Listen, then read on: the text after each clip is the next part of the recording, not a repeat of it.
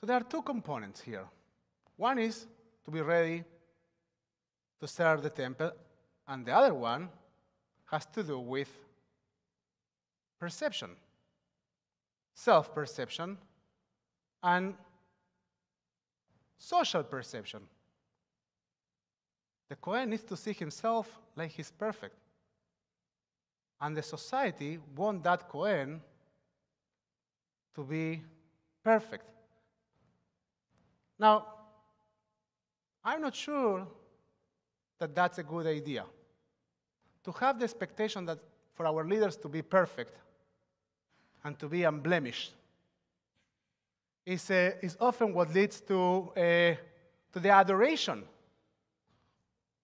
of leaders, or to this idea that our leaders, our politicians, our managers, our rabbis, for themselves and also the society think of them that way, need to be the Wizard of Oz. They need to be magicians. They need to be humans that are almost like humans, but not really.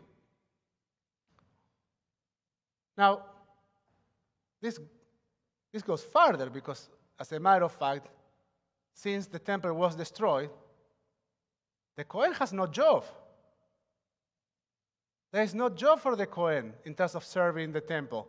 And a wrong job to serve the wrong expectation, and also to be in the wrong, in my opinion, place or space to connect with God.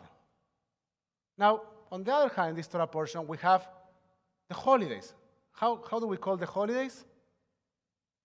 Mikrei Kodesh, sacred convocations.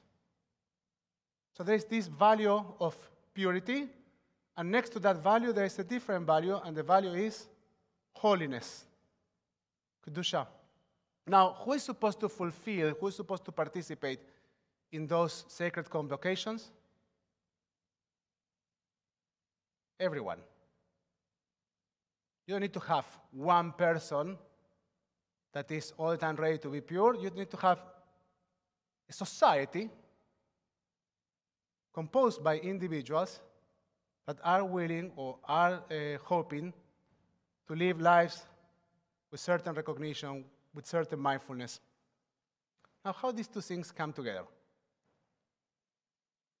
Well, I have this idea as I was reading Parashat Emor over this week, the dissonance between looking at our leaders and placing them in an impossible place, and the detachment that creates from how we think of our leaders, how we think also of our society and ourselves.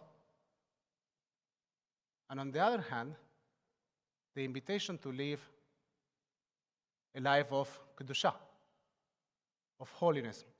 I was thinking about the last 2 years in American and Israeli politics, and how many people in both sides of the political map, criticizing our leaders, lost every notion of the holiness of life, right? Because these creatures are something else, our leaders. They are not human. We don't expect them to behave like humans. We don't hold them accountable as humans. And so what happens in that moment is that we don't hold ourselves accountable when we think of them, of life.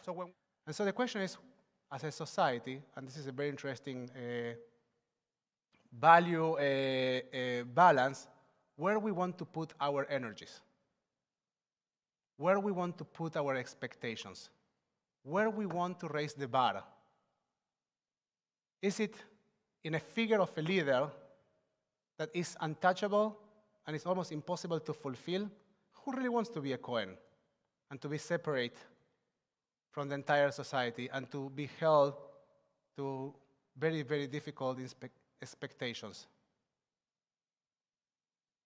Is that our aspiration as a society for our leaders, or another possible path when we want to increase well-being is to try to raise the bar of our social behavior? to try to raise the bar of our awareness of how we relate to our lives. And I think that if we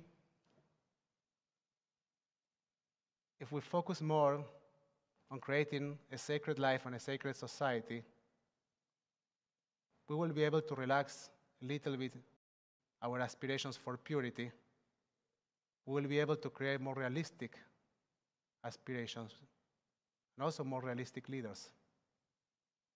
And maybe we will be able to see ourselves also as blemished, a bit broken, but strong human beings that have the potential to lead.